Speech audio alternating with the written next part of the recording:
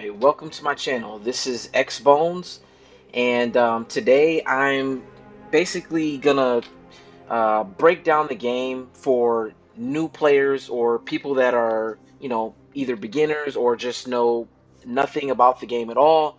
I'm doing this video at the request of a few people that I've spoken to about checking out my videos, checking out my channel, and they're just completely unfamiliar with the game, or they might have seen a little bit here or there, but they're pretty new to the game of Magic. So the game that I'm primarily playing on my channel is a game called Magic the Gathering, and it's a strategy game that is card based. So it's basically a card game where typically players play with 60 or more card decks, and the goal of the game is to battle your opponent by playing various different types of spells and then reducing your opponent's life total from 20 to 0. Each player represents essentially a wizard, and they're essentially dueling each other by playing these various different spells that as they draw cards from their deck and battle one another. So you can kind of think of it like, if you've ever seen like Harry Potter. Harry Potter is a school of wizards, and you can imagine two wizards dueling each other and they're casting different spells. That's essentially what this game, Magic the Gathering, is capturing in card form. And so I'm gonna try to do the best that I can to break down some basics in this video, and then towards the end of the video I am gonna do a sample gameplay so that you can get to see some of the things that I'm saying in this little breakdown in action. So, and then I'll explain further as we go along and stuff like that. So if anybody watching this video, if you happen to be a new person and anything that I'm saying is a little confusing, you're not sure on something, and you have further questions, please leave your questions in on the video. Like leave it in the comment section.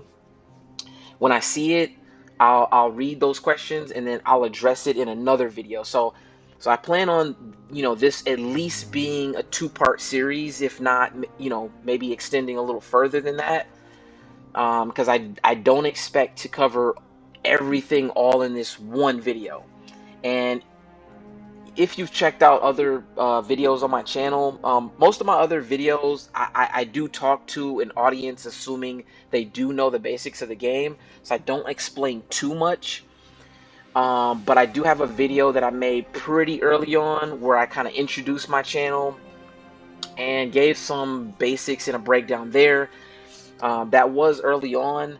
I'm hoping that I can do a better explanation this time around, and then I'm actually going to save whatever videos I do in this like beginner series in its own playlist. So if you look for the playlist for MTG for Beginners, you'll be able to just look through there, and then each video should be step by step trying to like break down all the basics for new players. So one of the main concepts that you'll want to know is obviously it's a card game, and in the very beginning of the game each player will draw 7 cards. The cards consist of 2 basic types of card types, which is lands and spells. Now spells is essentially things that you cast to deal damage to your opponent, and spells do have a large variety of different types, which I will break down further as we get along.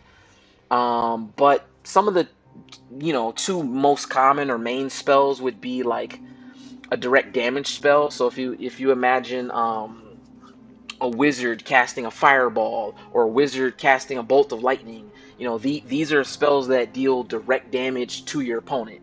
And the other type of spell that's most common is creature spells, and creature spells for wizards in this game essentially represent a wizard summoning this creature onto the battlefield to fight for the wizard, and can attack the opposing player, and then the opposing player can either use spells to kill the creatures, or can cast creature spells of their own in order to have their own defense, or attackers that can attack you as well. So those are essentially the two main types of spells, and there are other specialty spells that aid in the process of the game. And again, I'll explain that a little further along. But so you got spells, and then on the other hand, you got lands. And what lands represent is, lands are a source of energy that you as the player or a wizard channels the energy from that land in order to pay for spells. So each spell that you play has an associated cost, and that cost can vary in number essentially. And if you can think of it in simple terms, let's say a spell costs 1, right? And then you play 1 land. That 1 land gives you 1 energy source to pay 1, energy cost for 1 spell that costs essentially one energy. You can think of it that way. And then bigger spells, if they cost 2, 3, 4, 5, whatever the associated number is, you need to have that many number of lands to match that spell's cost in order to play that spell. And I'm just gonna actually, while we're talking about this, I'm gonna go directly to what some of the cards look like, so that you can actually see what I'm talking about. So, yeah, let's look at lands. Okay, so what you're looking at here is a bunch of different lands on the screen. And you'll see, they have various different pictures. They've gotten really, really creative over time, where they, every new set that they release in the game, they do release a bunch of different card art, for the cards. But and so some of them look really weird and creative and don't exactly look like what they're supposed to represent. But you can see this one here. It says snow-covered mountain. This is actually, I guess, considered a snow land, which is a unique land type. But it is also just a mountain. I'm gonna show you. Yeah. So hold on here. Yeah. So some of the card art gets kind of creative. But I mean, you can look at that there. I mean, that essentially looks like a mountain. This looks like, I don't know, some village or something in a mountain, but either way, it says it at the top. You can see where it says mountain, and then this is a basic land, and the land type is mountain. So, so there's various different types of lands. Oh man, I don't know how do I get rid of that? Uh oh, let me go back. I don't know what I clicked on there, but actually, you know what? I think I like the view here.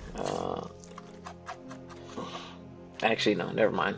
Well, maybe I could do it this way. Okay. So yeah, so there's a bunch of different types of lands. There's plains, islands, swamps, mountains, forests. There's basically 5 types, and each of those types represents a color in the game. And those colors all represent like an element and an archetype that is represented in the game. So each color or each archetype has a certain play style, has a certain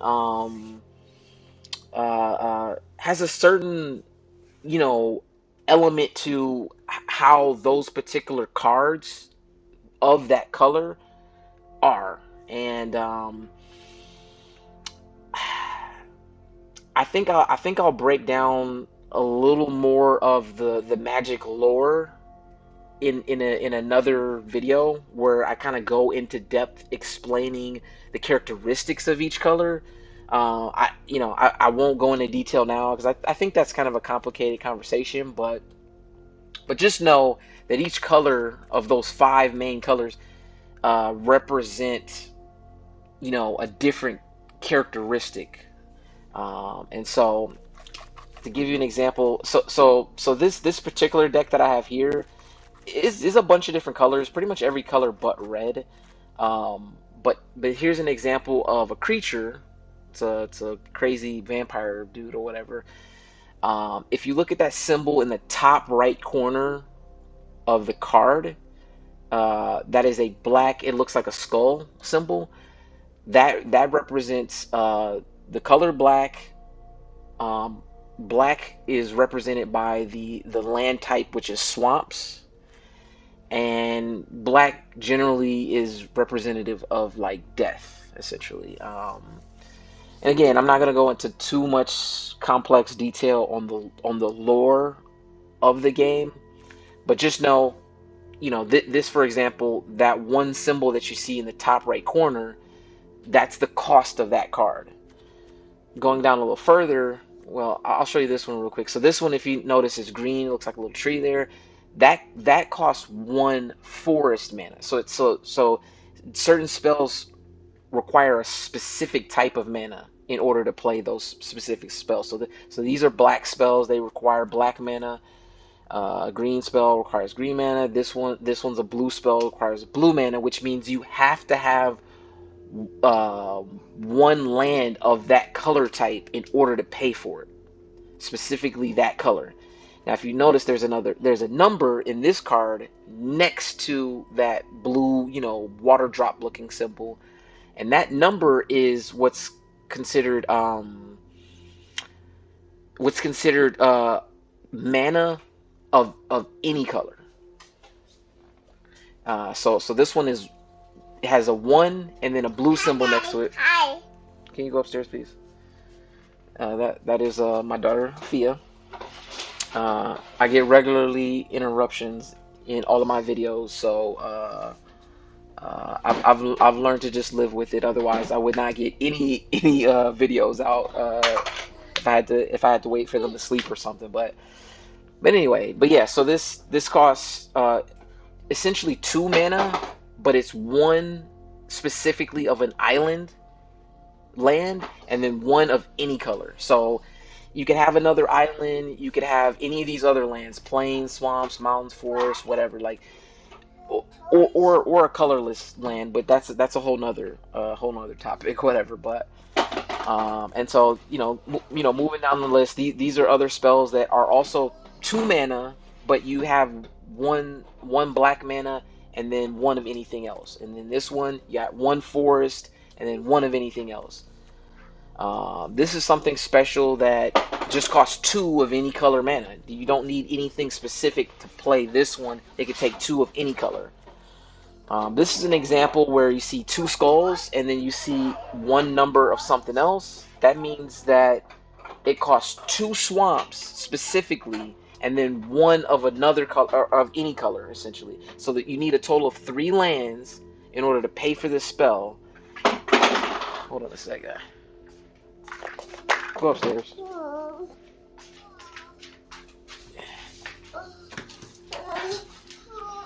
I do not plan on editing this, so sorry for the interruption. Anyway, but yeah, so 3 total mana for that, but you specifically need 2 swamps in order to pay for that spell. This is another one where here you need 2 forests and then 1 of another color. So you need a total of 3, but you need 2 forests in order to play this one.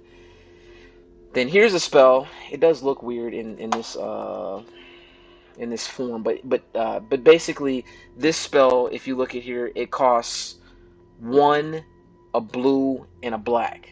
So you need 1 blue, you need 1 black, and then the third land in order to pay for this spell could be any color. I think you're kind of getting the point here. This is 3 of anything. I won't break down exactly what that other weird blue symbol is at the moment, but that is supposed to be 2 blue and then 2 of anything, so a total of 4 mana. This is one that you need 3. You need 3 swamps and then 1 of any other color. This one here, you need 4 swamps. It costs 4 mana to play this card, but you need all 4 of them have to be swamps.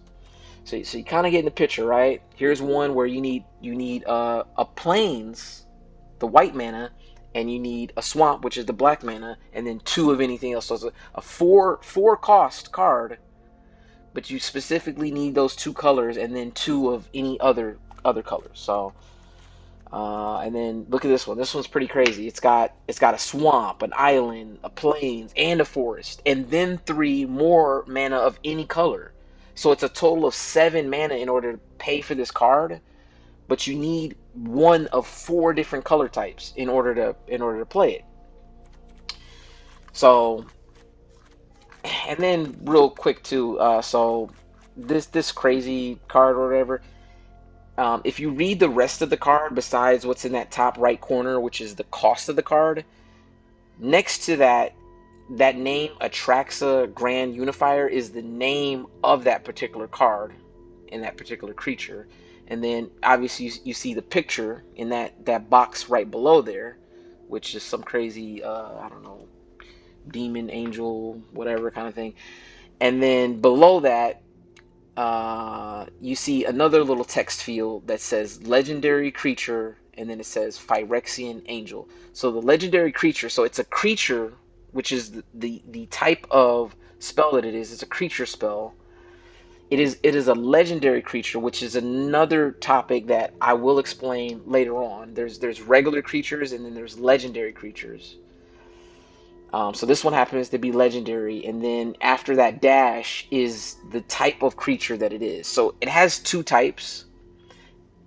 It is both an angel creature type as well as a creature type called Phyrexian. That also is a type of thing in the game that has a storyline and lore behind it, which I won't explain in this video. It's not really important for beginners, but Phyrexians are this, made up type of, race of I don't know, creatures or things or whatever within the game. And again, there's a whole story behind them and all that stuff. I'll explain it at a later time. But and then just to give you some other creature examples, like this is Ichor Drinker, right? So this is a Phyrexian, but it's also a vampire. So it's a Phyrexian vampire. So vampire is a creature type. This Aetherblade Agent is a human rogue.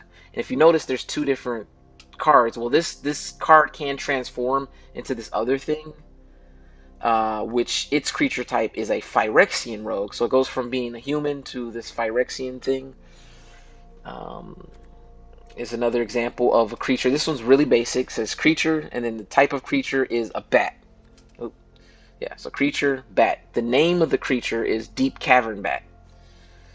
So those are creature spells, and then just giving you one example of something else. So this is an instant spell. It's called Bitter Triumph.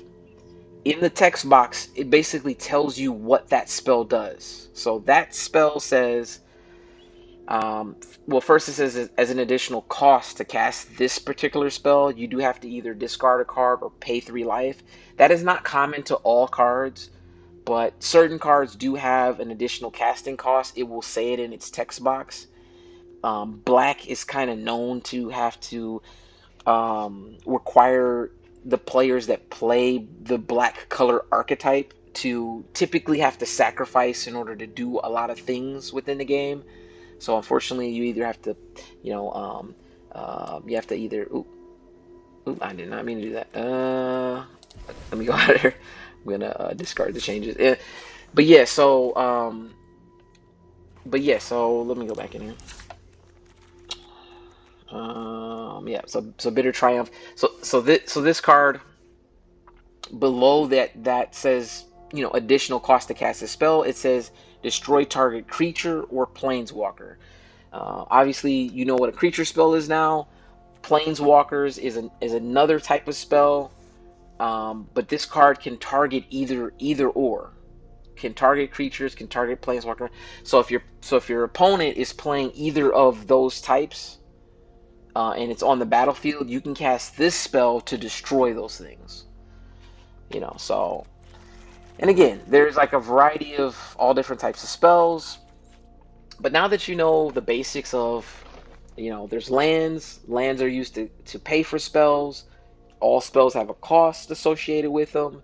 They also have different types, different colors, creatures, uh, what they call instants or sorceries, which is typically non-creature spells. Briefly, I'll say there is planeswalkers, which I kind of alluded to with this Bitter Triumph card. So there's a planeswalker card. There's also artifact cards and enchantment cards, and so they all have a little different thing that they do within the game. But enough with all that. I'm going to now play a game. I'm gonna play two games briefly, so that we can kind of wrap up this video, and then I'm gonna do a second video, at least one more, where I go into a little more detail, and then do some more practice gameplays. And hopefully anybody that watch this, like, please give me feedback. If what I explained so far is you know doesn't give you enough clarity, then yeah, please let me know. I'll try to address that in the next video. If you think it's good, comment and say, hey, like, good. I understand where you're coming from, and that'll let me know that I'm at least explaining something somewhat right. But so I'm gonna play a match versus a bot, so just a computer AI controlled opponent. And I got a couple decks specifically that I want to play with for these you know MTG for beginner games. And I basically want to play with the two decks that I started. These aren't exactly the same, but they're very similar to the decks that I very first started playing when I learned how to play Magic years ago on with a starter set that I bought years ago. And it came with a little demo disc CD. So the demo CD did allow you to play some of it digitally and explain it to you, but it also had its own little rule book and a starter pack of cards. Well, two sets essentially, so that you and either a friend could play as your opponent, or if you were just practicing, I guess you could play both sides, which I did when I was young. But so where is this deck? This, by the way, that I'm scrolling through is like a bunch of the decks in my collection, I should say. Okay, so here we go. So seventh edition. Seventh edition is around the time where I started to learn how to play Magic. It's an old set from back in the day. I believe the year 2000, if I'm not mistaken, is either 2000 or 2001, somewhere in that time frame. And that's when I learned how to play the game. And so this picture right here on this box that I'm hovering my mouse over, that is a creature card called Thorn Elemental, and that was the creature that was on the cover of the starter set box that I bought, where I learned how to play the game. And so this deck, I basically recreated that original deck that I played with when I learned how to play. And I did make some slight adjustments to the original deck, just to make it a tiny bit more competitive, and so that I could go online and play real life opponents and may have some success. So without further ado, let's hop on in. So yeah, so you're gonna see this deck is pretty basic. It's pretty straightforward. No really complicated strategy or game mechanics or anything like that. It's pretty basic. So this is the opening hand. This is essentially what it looks like at the start of a game.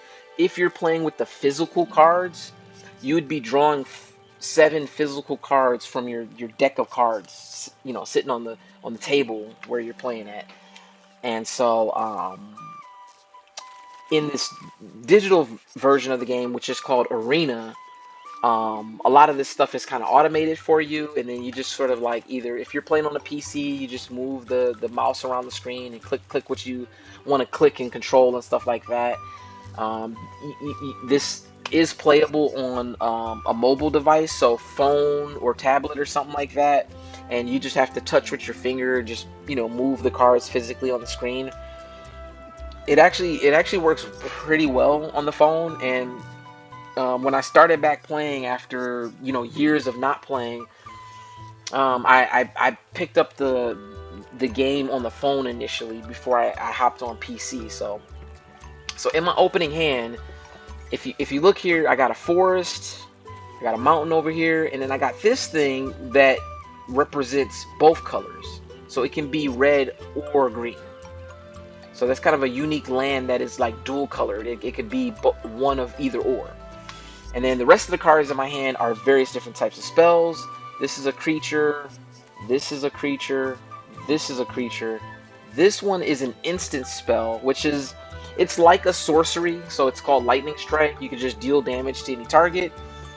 But this one's unique in that it's called an instant, which means that you can play it at any moment in the game, whether it's on your turn or if it's on your opponent's turn. So it's important to note that most spells, in particular creatures, are played on your turn, and then when you pass the turn on your opponent's turn, your opponent has the ability to play their own spells. But if you have something that's an instant, you can play it on your opponent's turn as a counter or a response to something your opponent's doing, and attack them or do a variety of different things that a bunch of different spells do so many different things. So this one's just a direct damage spell, just deals 3 damage to any target. It could attack a creature, it could attack directly your opponent, but yeah, that's basically that card. So I got 3 lands, and then I got 4 other spells. So I'm gonna keep this hand. Usually when you get 3 lands in your opening hand, that's kind of an ideal number. 2 is low, but if you feel confident that you can make it off a two land opening hand, then you may keep it, and then vice versa. You may have 4 lands in your opening hand, and there's nothing wrong with having more lands in order to pay for bigger and bigger spells. Obviously you're going to draw cards each turn, and you should be able to draw more lands to pay for bigger cost spells. For example, this card right here on the right, this costs a total of 6 mana. It's a 5 and then 1 red, which is the mountain mana source. So by the way, I don't know if I explained this, but I refer to lands just in a simple way, that lands channel energy to pay for the spells as you're a wizard. That energy is referred to as mana. So commonly, if you listen to other people explain the game, they will refer to the cost of a card as the mana cost. So that's important to keep in mind. But anyway, so enough about that. So up here it says I get to go first. So I'm starting the game. I'm gonna keep. There is the option to mulligan. Mulligan just allows you to throw the cards back and then draw 7 new cards. But when you mulligan, you would have to return one of those cards into your library. So if you mulligan, you go from 7 down to 6, but you do get to draw 7 new ones to pick 6 out of those 7. But generally speaking, I don't like to mulligan unless I really don't like what I'm seeing in my opening hand. It's usually based on lands that I decide whether to mulligan or not. Like if I only have 1 land, or if I get a hand where it's like all lands, then I'm mulliganing. That's no good if I don't have like a nice balance of lands to spells. But anyway, I'm gonna keep this. Hopefully I'm not too long-winded for anybody listening. I want to be as concise as possible. But so first thing I do on my turn is I play the land. That land, by the way, if you read this, it says Rugged Highlands enters tapped. when Rugged Highlands enters, you gain 1 life. So I gained a life. I went from 20 to 21.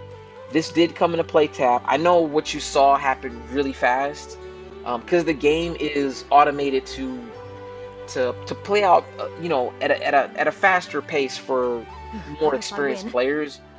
But after I played my land, there was nothing I could do right away, so the turn immediately passed to my opponent.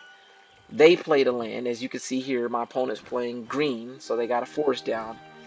And then they had nothing to do, so it immediately passed back to my turn. And what happens at the beginning of your turn is all of the things on the battlefield untap, and then you draw a card. That's the very first thing you do. And if you're wondering what does tapped mean, so tapped is basically, it's just turned to the side. But when the card is turned sideways, it represents something specific for that card. And for lands, whenever you use that land to pay for a spell, you have to turn that land sideways to indicate that you're using that land's energy source to pay for that spell. And so you only have one use of it per turn, because you have to tap it in order to use that energy, and then it's essentially tapped out of energy until the beginning of your next turn. You get to untap and then use it again. So if you kind of understand that, hopefully that makes sense. Excuse me. So I'm gonna go ahead and play a mountain. So each of your turns, you get to play 1 land per turn. So last turn I played this. This turn I'm gonna play a mountain. Now, because I have 2 lands, I have the ability to pay for some spells in my hand. I have 2 spells in my hand that I can play this turn. So I can play this creature, or I could play this lightning strike card. I'm choosing to play the creature, and I'm going to save the lightning strike just in case I need to use it to destroy one of my opponent's creatures, like that, for example. Oh, look at that. I got another lightning strike. So, got my creature into play. He's on the battlefield. If you notice, these things tapped when I, paid for this and put it into play. Obviously, my opponent's turn, they're not wasting no time playing what they need to play. So this turn, I get to play another land. I'm gonna play this forest card out. The computer's trying to rush me here.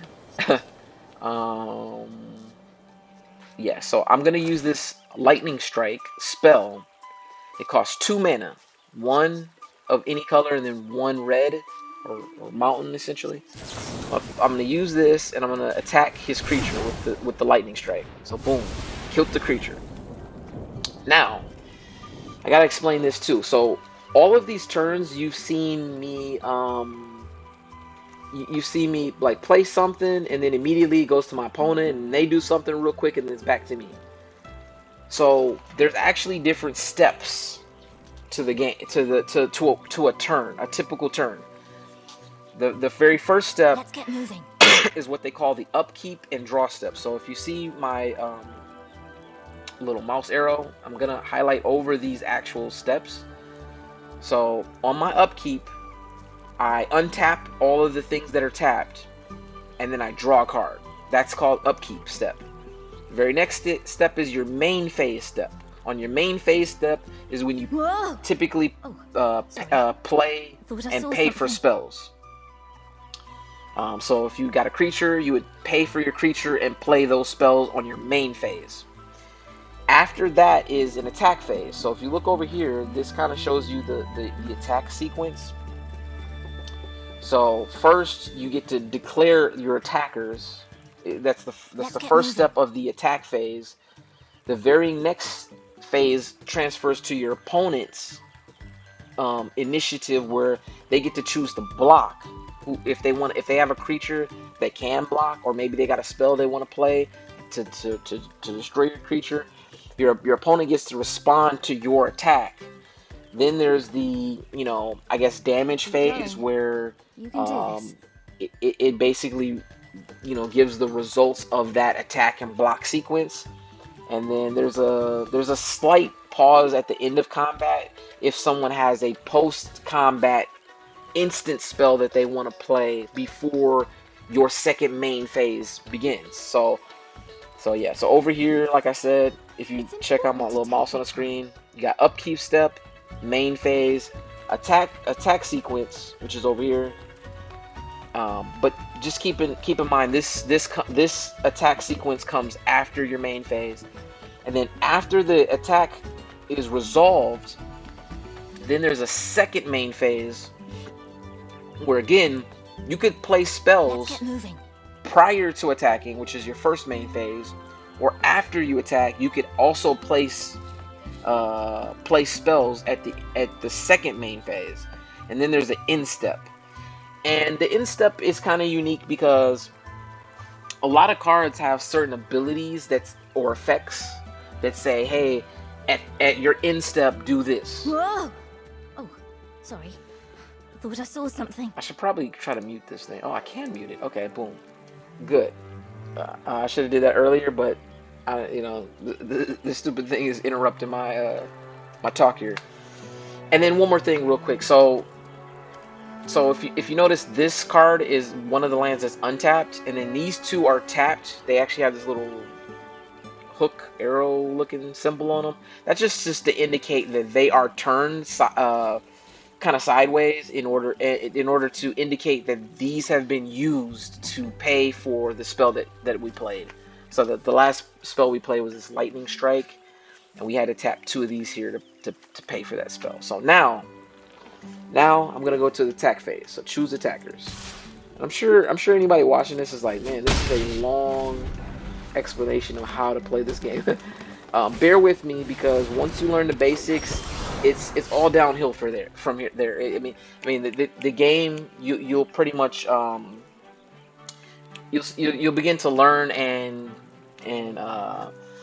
figure stuff out at a much faster pace once you have the basics down pat, once you've grasped and understand the basics.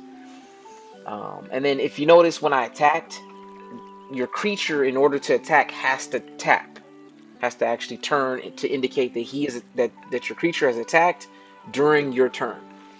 So I got to draw a card. I mean, my opponent played this out.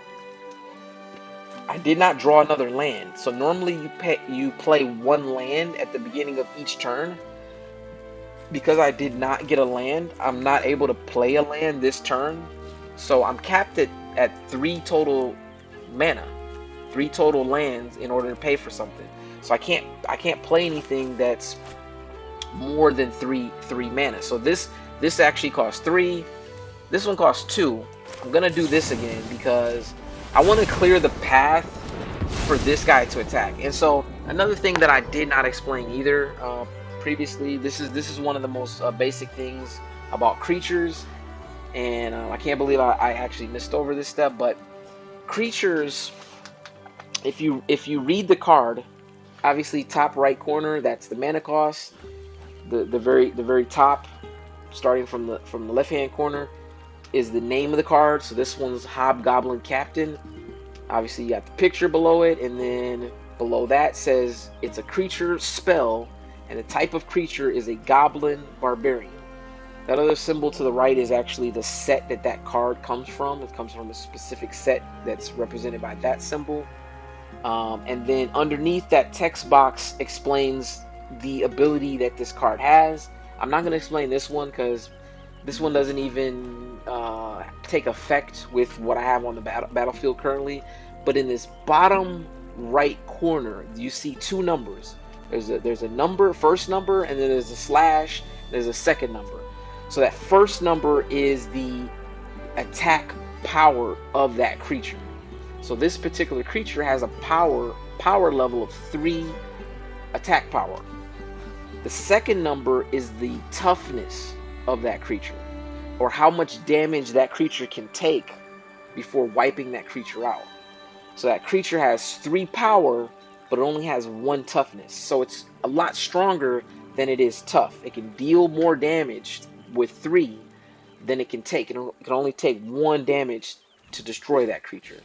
Also, if you noticed, my opponent was playing this Woodland Mystic card. It's a creature that has a certain kind of ability, but this has 2 numbers. This has a 1/1, which means it has 1 power, 1 toughness. If this thing blocked him, this Hobgoblin Captain, its 1 power is just enough to take this creature out, which only has 1 toughness. Which is why I wanted to kill this creature, remove it, in order to prevent that from blocking my creature and then killing him. And the Lightning Strike, this spell that I used to kill him, it says it deals 3 damage. So I can kill any creatures with up to a toughness of 3. So 3 is enough to kill this guy because he only has 1 toughness. Obviously, it killed this guy, only has 1 toughness. If you look at these other cards in my hand, like this guy, he has 3 power and 3 toughness. I could kill him with a Lightning Strike. However, let's look at this guy. He's a lot bigger. He's a 6 power, 6 toughness creature. 3 damage would not be enough to kill him. I would actually have to use 2 of these Lightning Strikes in order to do 3 damage and then another 3 damage in order to deal a total of 6 and kill him. I think this one also is a 6/6, but anyway. So I'll explain that. Hopefully that makes sense. Again, a lot of this stuff is like second nature to me. I don't even really think about. Okay, so I did get another land. Go ahead and play that into life. So then this guy costs 3 mana, so I'm able to play him. This comes into play tapped, so I can't use this land this turn. But the following turn, when this untaps, I'll be able to have 4 lands into play, and maybe a 5th one if I draw another land. But for right now, I just have 3 available lands, so I'm gonna go ahead and play him. And now it's my attack phase. I can click this to attack or hit all attack. I don't want to attack because this thing could block and kill him, and I would rather him not die. So I'm going to choose no attacks this turn. So no attacks, and then we pass the turn on to my opponent. They're playing a land. Computer always has a way to... Okay, maybe I should have attacked. So he played a spell that was able to kill that guy. Oh, look at there. So, I didn't get a land. I could play this.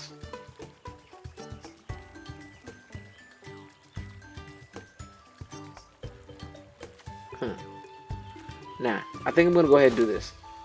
So this card, I don't have enough to pay for this card's cost. But it has an ability at the bottom of the card that says Mountain Cycling. So if I do this, I pay the 1 to do the Mountain Cycling ability.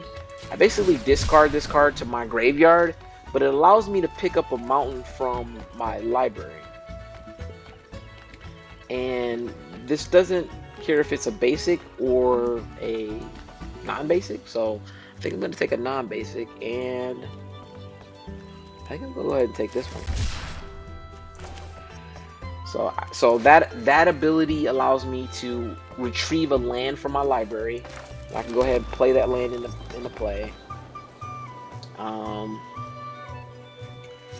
I could do this card, but I'm actually not gonna do it this turn with this guy. Because it'll be more powerful if I use a bigger creature in correspondence with this. But so anyway, so I'm not actually playing anything this turn other than doing his ability to fetch me a land essentially, and then I'm going to hit next so I can pass the turn. I could attack here.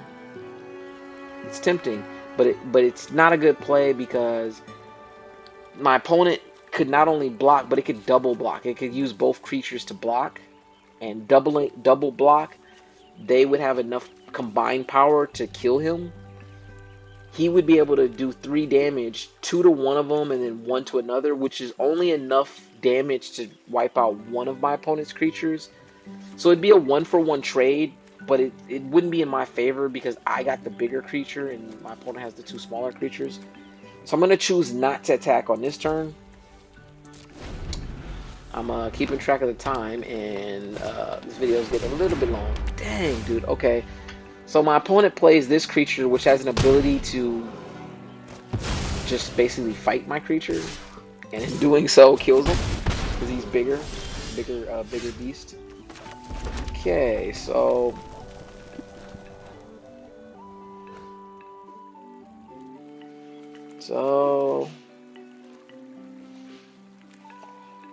I don't know if that's really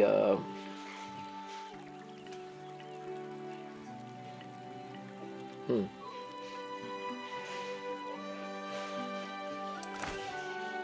I'm actually gonna try playing this guy.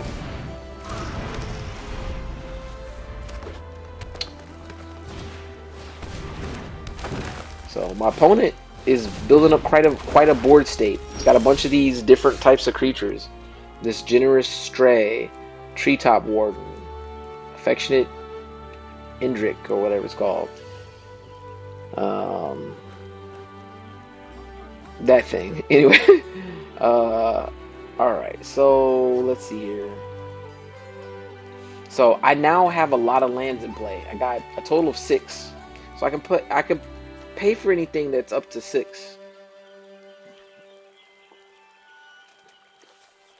I think I'm gonna go ahead and do this. Okay, so this guy has an ability where it deals damage to stuff. It can deal up to 3 damage to 1, 2, or 3 different targets. So I'm gonna do 2 damage to this guy to kill him, and then 1 damage to that guy to kill him.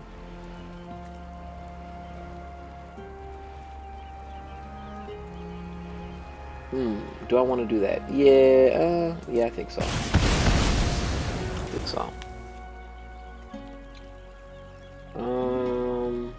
Do I want to attack here? I think I'm not gonna attack. I think I'm gonna pass the turn. So I have the advantage by having two big creatures that have, you know, 6 power, 6 toughness. My opponent can't attack me, but I'm a little wary to attack my opponent simply because I don't want to lose one of these guys from them basically ganging up and blocking one of them. So I'm kind of waiting my time in order to play this card. So this card will deal damage to my opponent equal to the power, or I should say, yeah, equal to the power of one of my creatures. So I'm going to target a creature I control. Don't know that it matters which one of these does it because they're both 6. So then I'm going to choose my opponent. Boom. So now that triggers this card's ability, which allows me to do another 6 damage. I'm going to go ahead and wipe out that. Took that out. Now, this has another ability, which is an activated ability that allows him to pump up his power by paying 1 red mana. So I'm going to go ahead and do this one time. Boost up his power to 7. And then I have another untapped land that could produce red mana. I'm going to do it again. Pump this guy up to 8 mana. And so then I'm going to go ahead and tackle both of these. So now that I killed my opponent's biggest creature, oh dang, the game's pretty much over here. So when this guy attacks, he can actually use his triggered ability again. This is such a powerful card, actually, now that I think about it. But yeah, so basically when he enters the battlefield or he attacks, he can do 3 damage to up to 3 targets. So I'm going to target these two, do 2 damage to this, 1 damage to that. So I wipe both of those out, and in turn, there's nothing left to block. I could just deal direct damage into my opponent and kill him. So some of that stuff towards the end probably went a little bit quick, and this video is going a little bit long, so I don't want to take too much more time. I could play versus a live opponent, and I think I might just do that anyway. But yeah, some of the stuff did happen kind of quick at the end, where there was some activated abilities, some triggered abilities.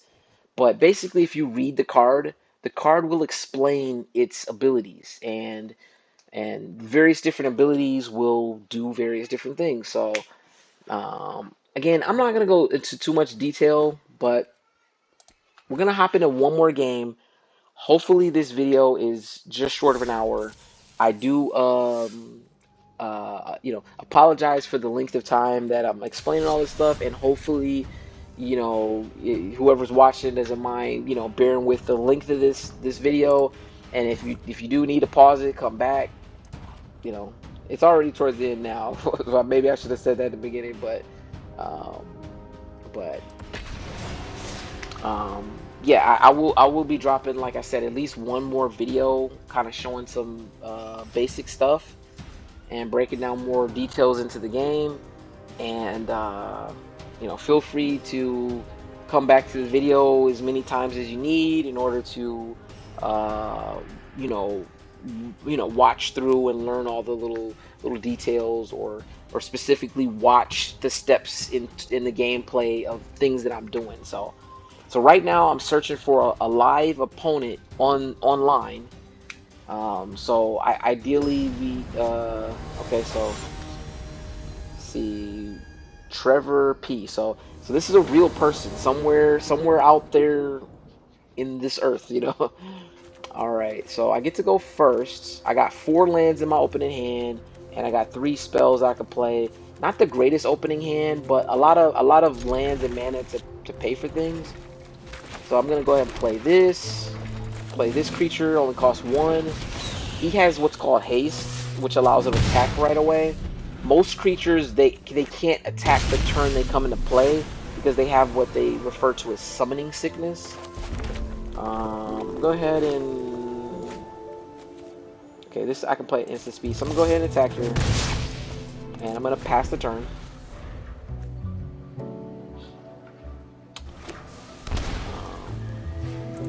So my opponent's not playing anything. Let's see what happens if I do this. He's probably gonna counter spell. Yep, counter spell. Okay. Big wolf, big wolf.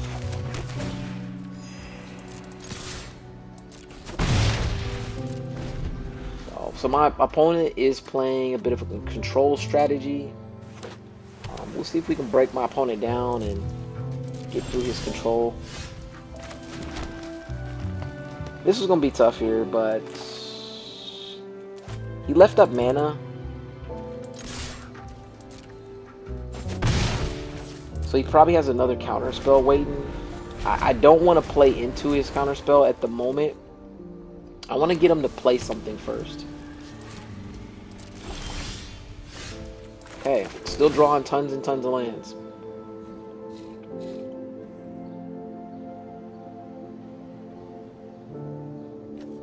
We're waiting for my opponent to do something here. My opponent is playing 3 colors. We're playing 2 different colors, red and green. My opponent's playing red, blue, and white. Okay. Again, waiting for my opponent to do something. Wasting a bunch of my time, doing nothing. I'm just going to chip away at his health total and just wait to see if my opponent plays something. I mean, so far he hasn't played anything. My life total sitting at 22. My opponent's is at 13. He's probably looking to get up a bunch of okay, exile target not okay. Okay, alright. Okay, he plays something. Okay.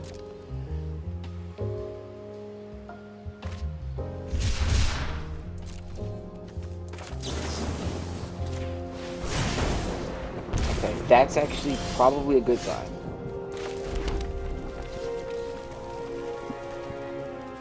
I'm gonna go ahead and play this and just hope that he doesn't have a counter spell waiting. Nope, no counter spell. Do this for attack, boom, boom. Ooh, if he doesn't kill this, then my next turn I should have the game won. So this also has haste. It's a flying creature, which is another detail I'll explain in another video. This creature, its cost is 1 red and then X.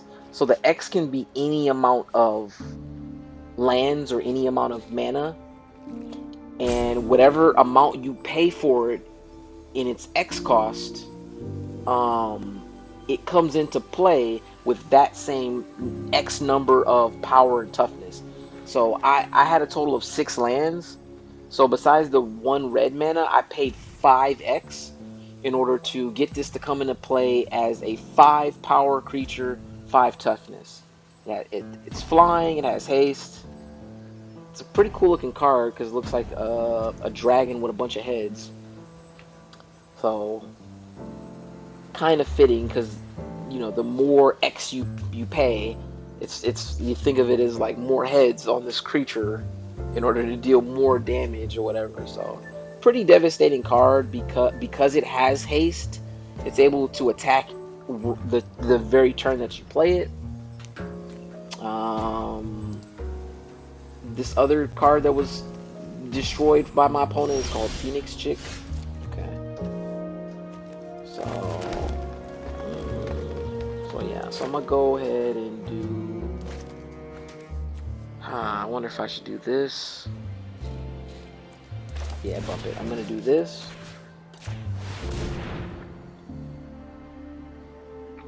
See if my opponent has a response to this spell.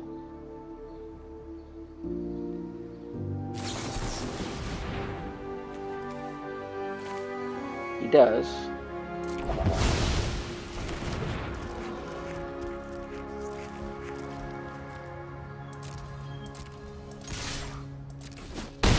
Doesn't really matter. So he countered that spell, but I was able to attack right in and kill him.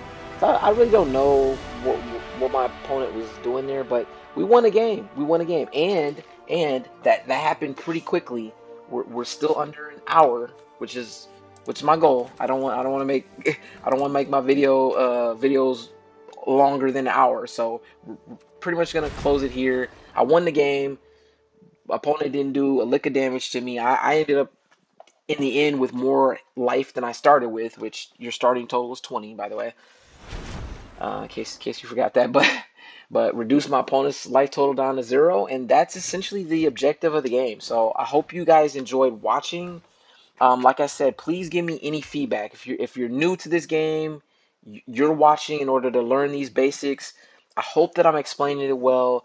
I try to transfer this knowledge to you through this video as if I were in front of you explaining it to you face to face. And so if you got any questions, please leave those in the comments for the video. If you think I did a good job, you feel like you got the gist of this game, then let me know with a comment as well saying, hey, thanks for explaining it. It was, it's really, really clear, easy to understand, whatever. And anyway, I look forward to seeing you guys in the next episode or the next video where we're gonna play with a different type of deck and then go into some more advanced details in that video. So see you guys in the next one. Peace out.